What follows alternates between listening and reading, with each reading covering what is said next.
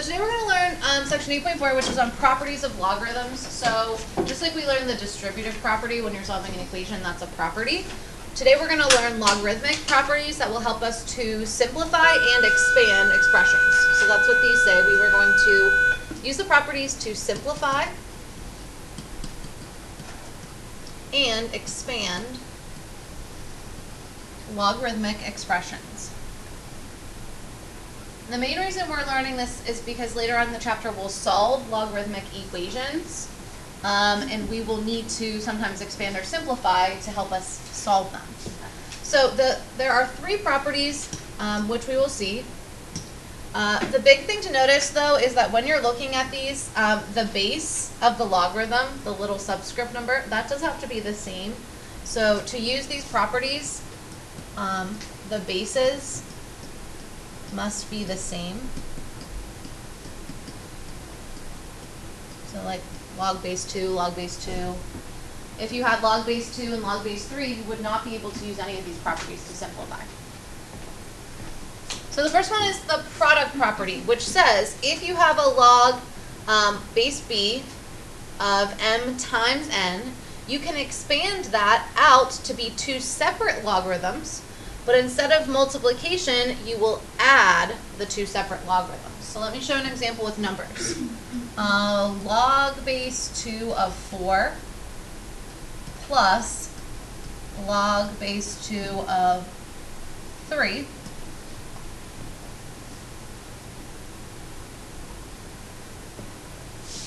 So using the product property, instead of adding two separate logarithms, we can write this as one logarithm, and we will multiply together the numbers. 4 times 3, using the product property, will get me log base 2 of 12. Okay, so you can either use this to simplify it, or if they give you the simplified, you could expand it into two separate. Great. What if we don't have a base number? If you don't have a base number, then it's assumed to be what? 10. So anytime, for this one example, this would be log base 10. But you don't actually need to write them because it is just implied that it's 10. So if you don't see one, it's assumed to be 10. Good question. The next property is the quotient property, which says if you are dividing two numbers that you're taking the logarithm of, you can expand that to be two logs with subtraction. So this is kind of like exponent rules, right? If you're dividing exponents, you subtract, keep the base the same, and you subtract the exponents. So it's kind of like that in terms of memorizing. So an example of this would be log of 20 minus log of 5. You can't just subtract them and say log 15, unfortunately, sorry. But you can use the quotient property to write it as one logarithm with, when you see subtraction, that means you're going to divide the number. So this would be log 20 divided by 5 is 4. And then the last one is the power property, which says if you're taking the log of something being raised to a power, that exponent can actually be put in front of the logarithm as a coefficient. So an example of this one would be log base 2 of x to the 4th power. Log base 2 of x to the 4th power. You can take the 4 exponent, the power, and make it into a coefficient. 4 times the log base 2 of just x. So we're going to use these properties to expand and simplify, and then we'll also be evaluating to get an actual answer on the back. The first few questions just ask us to look at the properties and state which property is being shown. The power property, the quotient property, or the product property. So number one, which property do you think is being displayed? Evan? The product property.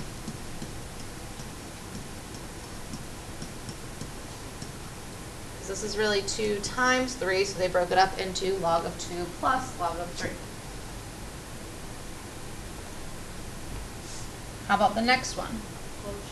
Quotient property.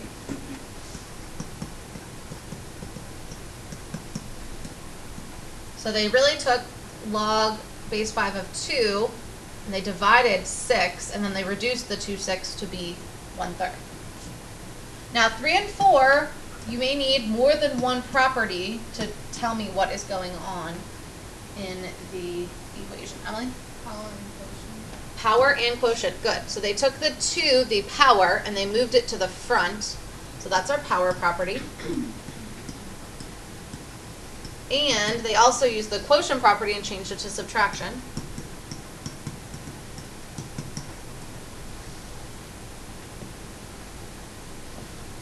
And how about 4? Power and Power and? quotient. Should be power and quotient again because of the subtraction. Now there's also more than just that going on to simplify, so let me show you how they got log base b of 8 as an answer. So you would actually take the 3 that's in front and use the power property to put it back as an exponent. So this would be log base b of 4 cubed. Also take that 3 and put it back as an exponent to the 2. So this would be minus log base b of 2 to the 3rd. Go ahead and actually evaluate. 4 to the 3rd is 64. And 2 to the 3rd is 8. And then we would use the quotient rule because we see subtraction, so this would be to take division. Log base b of 64 divided by 8, which gets me log base b of 8. So that's what we're going to be doing down here, but we're not going to know what it's equal to. That's what we're going to be finding. We're going to be simplifying it down into a single logarithm as our answer. So we are going to use the properties, so I'll be saying them or asking you to say them out loud as we go. Which property should we use for number 5? The quotient. Very good. So we see subtraction, so we're going to do division. Log base 3 of 20 divided by 4, which is just log base 3 of 5. They just want us to leave it as a single logarithm, so that's our answer. On the back, they'll actually say evaluate, so find the answer, but for this one, we're just simplifying down to 1. What property should I use first in number 6? Brennan? The power properties. You do want to do that one first because it may affect your other answer. So the 3 is going to come back up to become an exponent. So this will be log base 2 of x to the 3rd plus log base 2 of y. Now we'll use the product property, which says if you're adding 2 separate logs, you can write it as 1 log through multiplication. So it would be log base 2 of x cubed y. So when you see subtraction, you do division. When you see addition, you do multiplication. Okay? Whenever you're taking it from 2 separate logs down to 1 single log. Number 7, what property are we using? Brenda? Quotient. So we see subtraction, so we are going to do division. 64 divided by 16 is just 4. So this would be log base 4 of 4.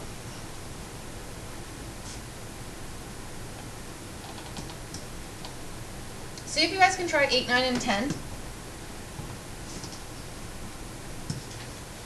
9's a little bit tricky, but we'll go over it. Okay, who can tell me what they got for number 8? Number 8, number 8, number 8. Jaden? Log 5 x to the 6. Good. Log base 5, x to the 6 times y. Very good. Now 9. This was the tricky one. What do we get? 3. Log 2. Log 2. Now let's go over this one because I know some people will get stuck. You want to go in order from left to right as long as there's no parentheses grouping anything. So we will first use the power rule. So we'll take that 3 and throw it back up here and make this 2 to the 3rd. Which 2 to the 3rd is 8. So this would really be log 8 plus log 4 minus log 16. Again, continue from left to right. So I see addition, which is the product property, which tells me to multiply these numbers. 8 times 4 gets me 32. Biggest mistake is that when there's these longer ones, you guys some people will start adding them just by accident instead of multiplying. Then we see subtraction, which is our quotient property, so we will divide the numbers. 32 divided by 16, which will get me just log 2. Technically log base 10 of 2. Remember, if there's no base, there's an imaginary 10 hiding there. And then number 10, did we think this was a yes or a no?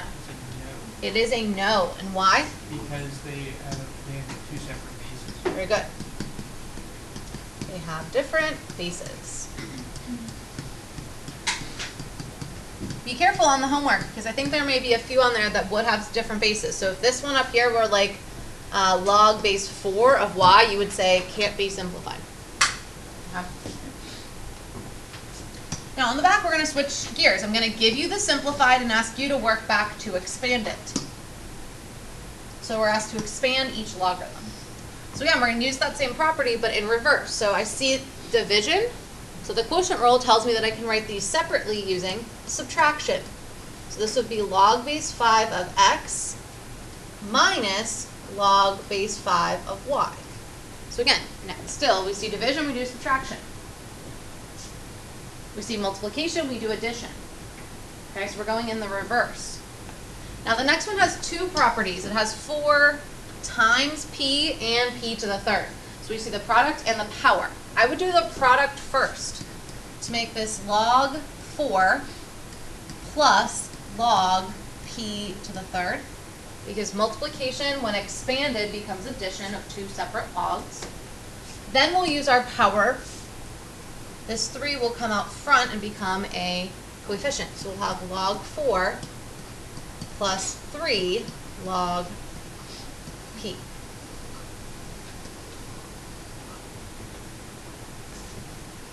What do you think the next one would be?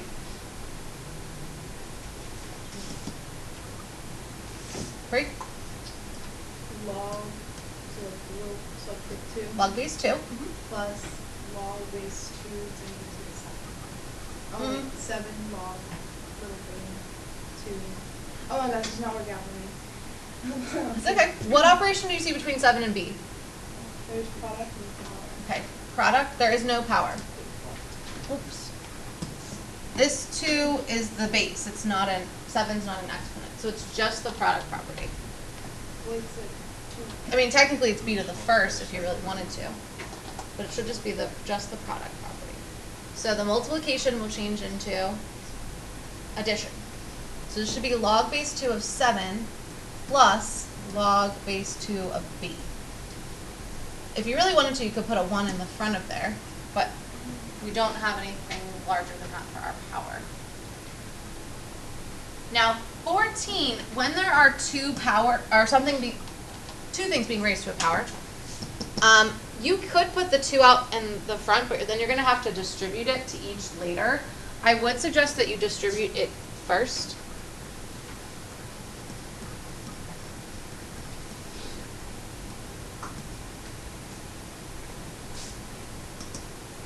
And then we use the power rule, and we need to use the quotient rule. So I'm probably going to use the quotient rule first. So I'll change this into subtraction. So log y squared minus log 3 squared, which if you want to make that log of 9, you can. Or you could do 2 log of 3, which is what I'm going to do, but either answer is fine. Now I would use my power rule. So I'll get 2 log y minus 2 log 3. And I'll just write or. You could also do 2 log y minus log 9 if you wanted. Okay, if you just had done 3 squared, that's fine. Okay, the next one, now this one, Bree, we do have both. I have a cubed times b to the 4th, so I have power and product. So I'll break this up into log base 7 of a cubed plus log base 7 of b to the 4th using the product first. Then use the power to move the exponent to the coefficient. So this will become 3 log base 7 of a plus 4 log base 7 of b. And what do we think the last one would be? Brennan? Log base 7 minus log base 7. Good. Just the quotient property by itself. So division is subtraction, multiplication is addition. Power goes to the front. Okay, so you want us to keep it in a way where the power is in the front, right? What, for like this one? Yeah. It doesn't matter to me. I'd accept either answer. I gave it 15. It has to be. 15 you'd have to because we don't know what a cubed is. Okay. Do you know what I mean? Yeah. It's a variable. But if it were a number, then you could evaluate it for that. All right, now all of the properties we've learned so far also work for the natural log. Which, remember, the natural logarithm that we learned yesterday is a log with a base e.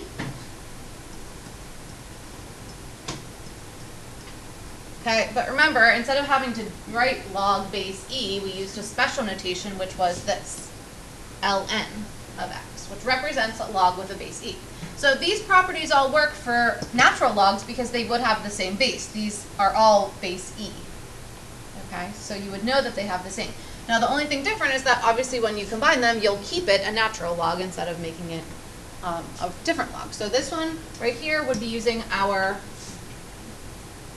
product. So we will multiply those numbers together to get natural log of 18. Number 18, we have 2 with the power property because I see the 2 and 3. So I'm going to go ahead and put those back to be exponents.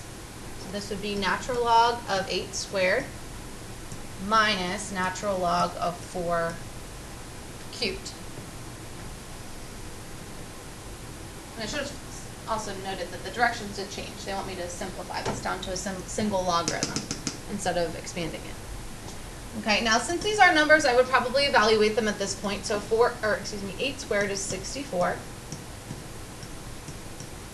4 cubed is 64. Now some people will say the answer is 0. Okay, the answer, yes, would be 0 if we were asked to find the answer. But they asked us to write this as a single logarithm. So we actually are going to use the quotient rule at the end, which is if we see subtraction, we'll do division. And 64 divided by 64 is just 1.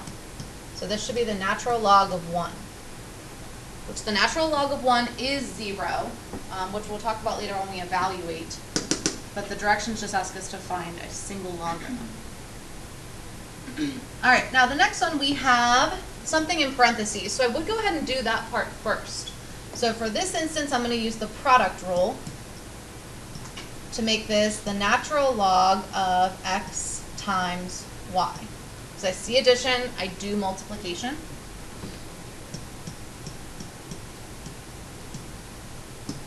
Then I'm going to use the power rule. So the 1/3 power is actually going to go to the x and the y. So I'm just going to put the xy in parentheses. Now it's up to you whether you want to leave it the 1/3 power or if you want to make it a cube root. Because remember, the 1/3 power is really a cube root. I'm also going to take the 4 and give it back using the power rule. So this will be minus the natural log of z to the 4th. Lastly, I'll use the quotient rule, which is if I see subtraction, that is division, as 1 log. So this would be the natural log of xy to the 1/3 power over z to the 4th. Or if you were to leave it as a root, you would have the cube root of xy over z to the 4th. They didn't specify what form, so you could do either.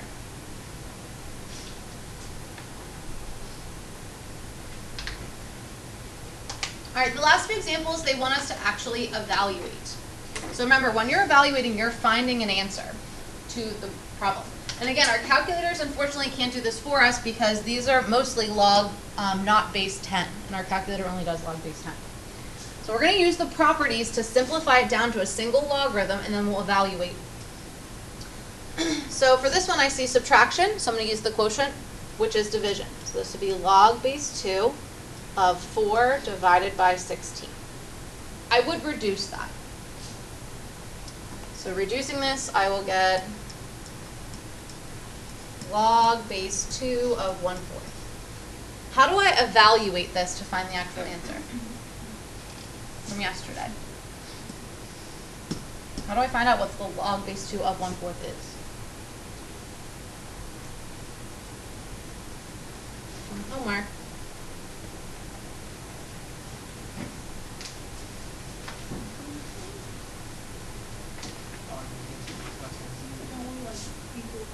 Very good. We create an equation with this. We're going to set this equal to an unknown value. That's what we want to find. We want to find what it is. Then we change to exponential form. So remember, to change to exponential form, we take the base of the logarithm, 2. We raise it to the exponent of the other side, which would be 2 to the x power. Then we set that equal to what we were taking the logarithm of. We'll get 2 to the x equals 1/4. And then you have to ask yourself, what number, when I plug it in for x, would actually get me 1/4? Well, if it's becoming a fraction, it has to be a negative exponent. So 2 to the what power would become 1/4? -2. Therefore, my answer is x equals -2, or just -2. And we added the x into the question, so you don't need that part. The next one has a power property, so we'll do that part first. So we'll have log base 2 of 2 to the 3rd, which I'll just go ahead and put log base 2 of 8 at that point, minus log base 2 of 4. Now we use our quotient, we see subtraction, so we do division. So this would be log base 2 of 8 divided by 4 is 2. Now we can evaluate it. So we set it equal to x and change to exponential. You guys picked up the homework? Yeah. So this would become 2 to the x equals 2. So that means x just has to be 1. 2 to the 1st is 2.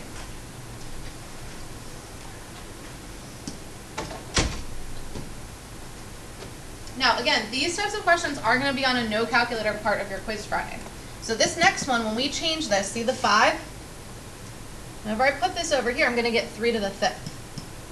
Log base 3 of 3 plus log base 3 of 3 to the 5th. Okay, now normally I told you evaluate those. Okay, but 3 to the 5th, you don't know off the top of your head, most of you. And if you notice, this also is a base of 3. So if I were to notice, this is really 3 to the 1st, right? So if I multiply 3 to the 1st times 3 to the 5th, remember you add those exponents. So I would just get log base 3 of 3 to the 6th. Leaving it in this format is going to save you a lot of time to not do manual calculations off on the side of your paper without a calculator. Now we'll set this equal to x to evaluate. Change to exponential, so 3 to the x power equals 3 to the 6th power. Oh, x is 6. So this saves you from having to get larger numbers and then figure out what would get you to that larger number. Okay, let me just pick a couple more. We're not going to do all of these, and that's okay.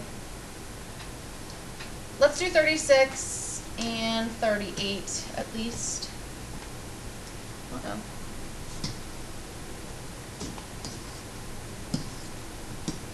So 36, how would I simplify that into 1 log? What property am I using? Multiplication, the product property. So I'm going to multiply 1 times 100 just gets me 100. Now there's no base. So whenever you set this equal to x, a lot of students get stuck because they're like, what's the base? Go ahead and write it in. It's implied to be base 10. So this is really 10 to the x power equals 100. So 10 to what power gets me 100? The 2nd power. Therefore, x is 2.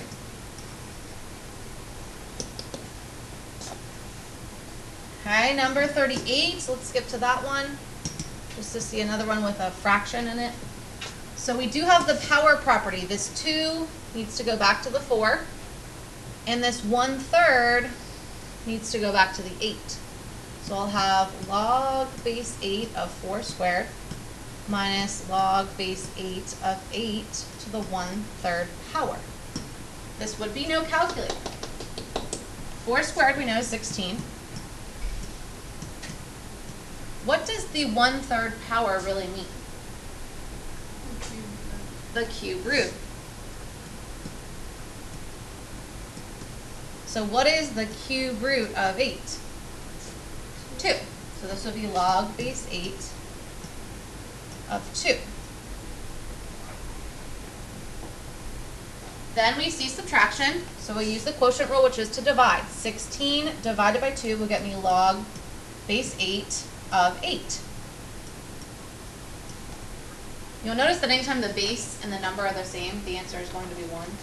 But you can prove it using exponential form. We'll get 8 to the x power equals 8, so x is just 1. We probably have time for one more. Which one do you want to do?